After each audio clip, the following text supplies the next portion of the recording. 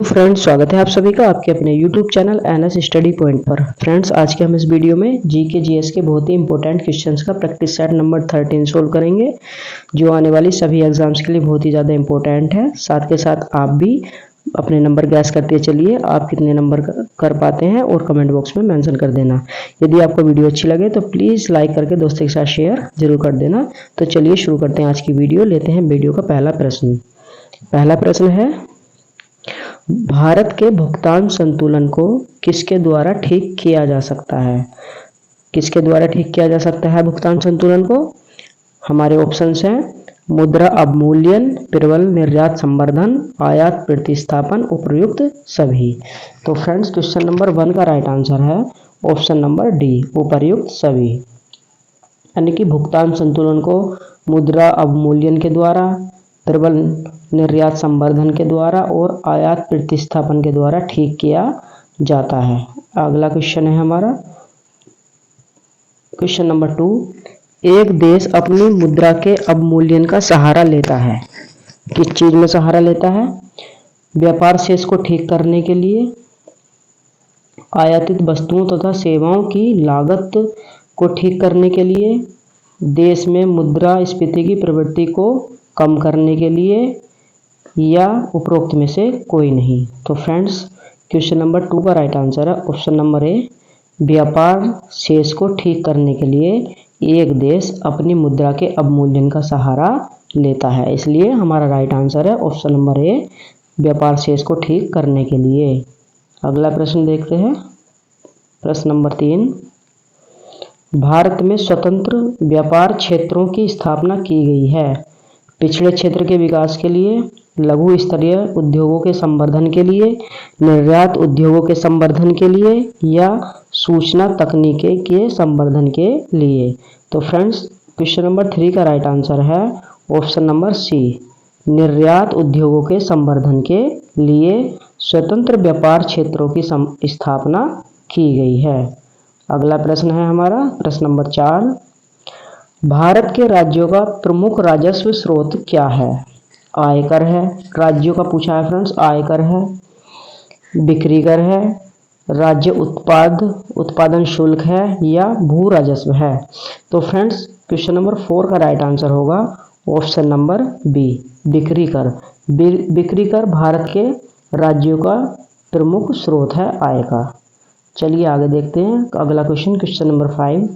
भारत में मुद्रास्फीति मापने का सबसे लोकप्रिय माप है। तो कौन सा है वो आपको बताना है। कीमतों में सामान्य वृद्धि, थोक मूल्य सूचकांक, उपभोक्ता मूल्य सूचकांक, या उपरोक्त में से कोई नहीं। तो फ्रेंड्स, क्वेश्चन नंबर 5 का राइट आंसर होगा ऑप्शन नंबर बी, थोक मूल्य सूचकांक मुद्रास्फीति को मापने का सबसे लोकप्रिय माप है। अगला प्रश्न देखते हैं, प्रश्न नंबर 6। वित्त आयोग के गठन का प्रावधान संविधान के किस अनुच्छेद में है?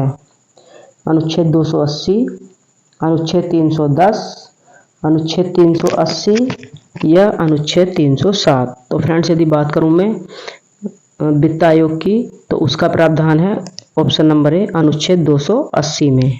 तो हमारा राइट आंसर क्या होगा? Option number A. अगला देखते हैं friends, question number 7। Guilt aged बाजार किससे संबंधित है? बहुत ही इंपॉर्टेंट है, नोट कर लेना फ्रेंड्स इस क्वेश्चन को। तो किससे संबंधित है? कटे फटे पुराने करेंसी नोटों से, सोना चांदी सर्राफ से, सॉरी फ्रेंड्स, सोना चांदी या जो भी सर्राफ होता है उससे, सरकारी प्रतिभूतियां, सामाजिक सेवाओं पर भी है। तो फ्रेंड्स, क्वेश्चन नंबर 7 का राइट आंसर है ऑप्शन नंबर सी, सरकारी प्रतिभूतियों से संबंधित है गिल्ड एज्ड बाजार। बहुत ही इंपॉर्टेंट है, आप इसको नोट कर लेना। अगला प्रश्न देखते हैं, प्रश्न नंबर 8। केंद्र सरकार के बजट के चालू खाते में व्यय का सबसे बड़ा मद कौन सा है? बताना है आपको। प्रतिरक्षा व्यय है, या परिधान है, ब्याज भुगतान, या सामाजिक सेवाओं पर व्यय। तो फ्रेंड्स, क्वेश्चन नंबर 8 का राइट आंसर होगा ऑप्शन नंबर सी, ब्याज भुगतान। अगला प्रश्न देखते हैं, अगला प्रश्न है हमारा, निम्न में से प्रत्यक्ष कर कौन सा है? आयकर, उत्पादन कर, चुंगी कर या बिक्री कर? तो फ्रेंड्स क्वेश्चन नंबर 9 का राइट आंसर है ऑप्शन नंबर ए, आयकर। आयकर प्रत्यक्ष कर है, उत्पादन कर, चुंगी कर और बिक्री कर ये कैसे हुए फिर? अप्रत्यक्ष कर, अप्रत्यक्ष कर, और प्रत्यक्ष कर है आयकर। अगला देखते हैं क्वेश्चन नंबर 10, भारत सरकार द्वारा लगाए गए अवरोधों या प्रतिबंधों को हटाना क्या कहलाता है? क्या कहलाता है? वैश्वीकरण, निजीकरण, उदारीकरण या द्विपक्षीय समझौता? तो फ्रेंड्स क्वेश्चन नंबर 10 का राइट आंसर होगा ऑप्शन नंबर सी, उदारीकरण। जो प्रतिबंध भारत सरकार लगाती है या अवरोध, तो उसको हटाना क्या कहलाता है? उदारीकरण कहलाता है। बहुत ही इजी क्वेश्चन था, लेकिन कभी कभी क्या इजी क्वेश्चन भी एग्जाम में पूछे जाते हैं, तो हमें सभी तरीके के क्वेश्चंस को तैयार करके एग्जाम में जाना चाहिए। अगला प्रश्न है हमारा, भारत में 1 रुपए के नोट तथा सिक्के और छोटे सिक्के जारी किए जाते हैं किसके द्वारा? भारतीय रिजर्व बैंक के द्वारा, भारत सरकार द्वारा, भारतीय स्टेट बैंक के द्वारा या भारतीय यूनिट ट्रस्ट के द्वारा? तो फ्रेंड्स यदि बात की जाए 1 रुपए के नोट और सिक्के और छोटे सिक्के की, तो ये जारी किए जाते हैं ऑप्शन नंबर बी, भारत सरकार द्वारा। किसके द्वारा? भारत सरकार द्वारा। और यदि आपसे क्वेश्चन में ये पूछे कि 1 रुपए के नोट पर किसके हस्ताक्षर होते हैं, तो वित्त सचिव के हस्ताक्षर होते हैं 1 रुपए के नोट पर। किसके? वित्त सचिव के।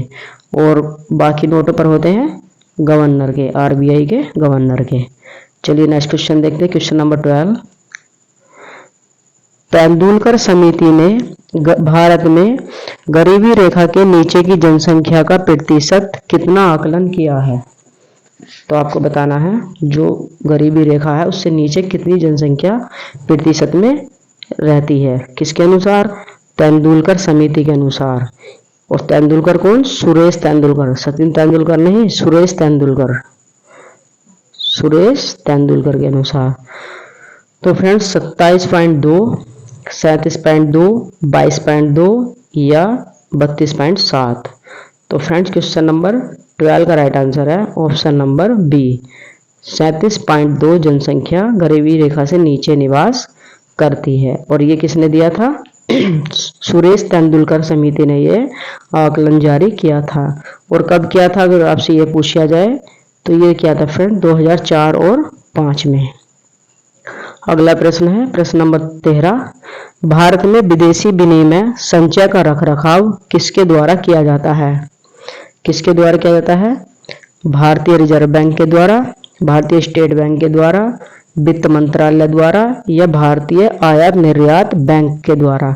तो फ्रेंड्स क्वेश्चन नंबर 13 का राइट आंसर होगा ऑप्शन नंबर ए, भारतीय रिजर्व बैंक के द्वारा विदेशी विनिमय के संचय का रखरखाव किया जाता है।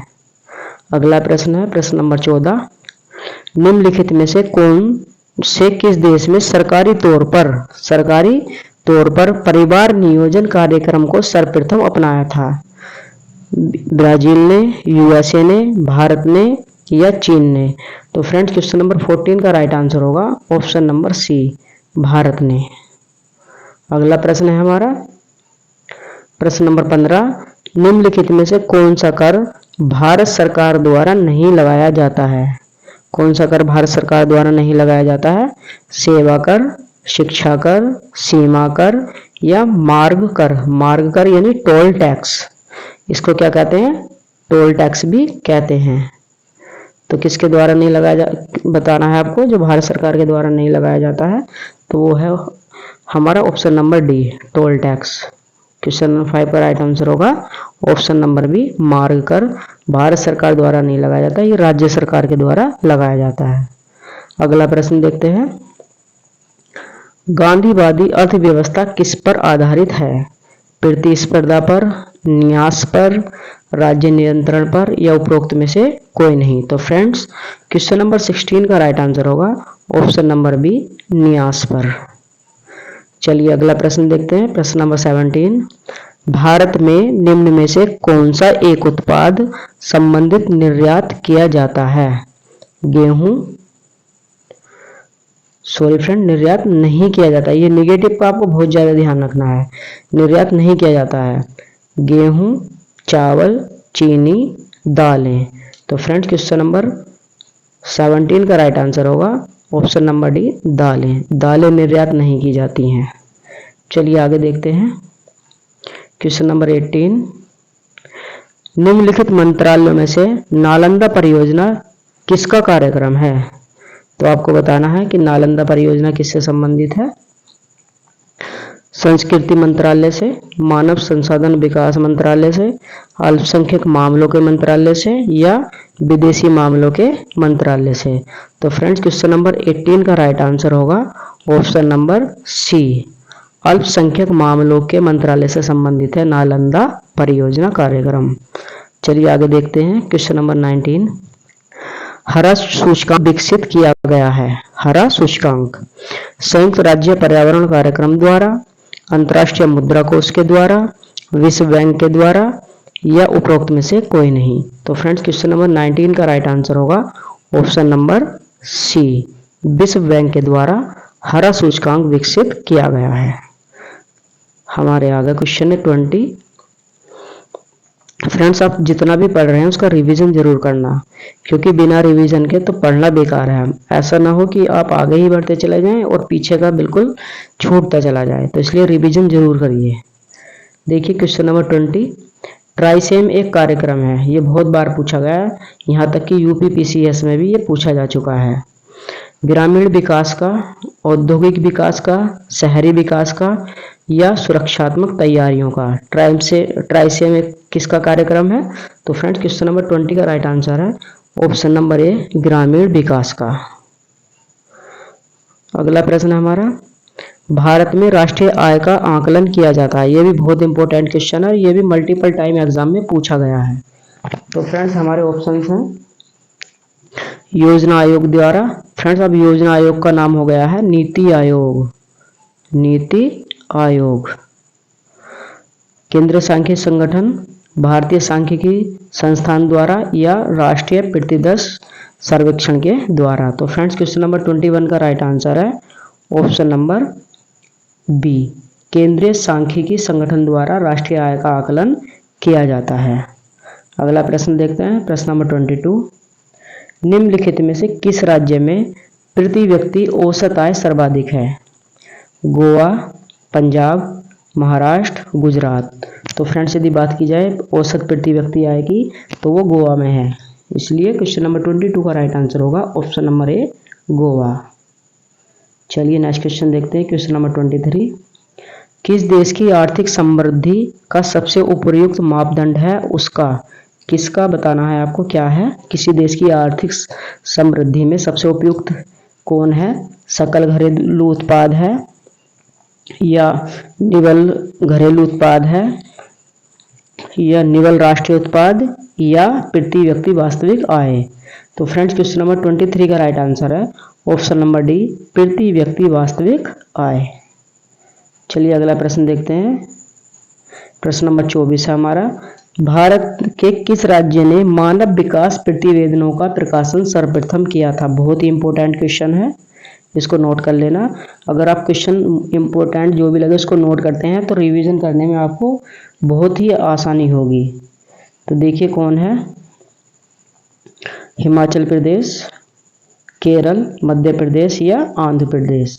तो फ्रेंड्स क्वेश्चन नंबर 24 का राइट आंसर है option number C, Madhya Pradesh. Next question हमारा क्वेश्चन नंबर 25। आर्थिक नियोजन एक विषय है, समवर्ती सूची का, राज्य सूची का, संघ सूची का या उपरोक्त में से कोई नहीं। तो फ्रेंड्स क्वेश्चन नंबर 25 का राइट आंसर है ऑप्शन नंबर ए, समवर्ती सूची का। ये क्वेश्चन भी बहुत इंपॉर्टेंट है और ये कई एग्जामों में पूछा गया है। चलिए अगला क्वेश्चन देखते हैं, क्वेश्चन नंबर, तो फ्रेंड्स ये थे बस केवल 25 ही क्वेश्चन थे। अब आपको बताना है कि 25 में से आपने कितने मार्क्स गेन किए हैं, कमेंट बॉक्स में ज़रूर बताना। तो फ्रेंड्स अगर आपको वीडियो अच्छी लगी हो तो प्लीज़ लाइक करके शेयर कर देना, और यदि आप मेरे चैनल पर नए हैं तो प्लीज़ चैनल को सब्सक्राइब कर लेना। चलिए मिलते हैं आपसे अगली वीडियो में, तब तक के लिए जय हिंद, वंदे मातरम।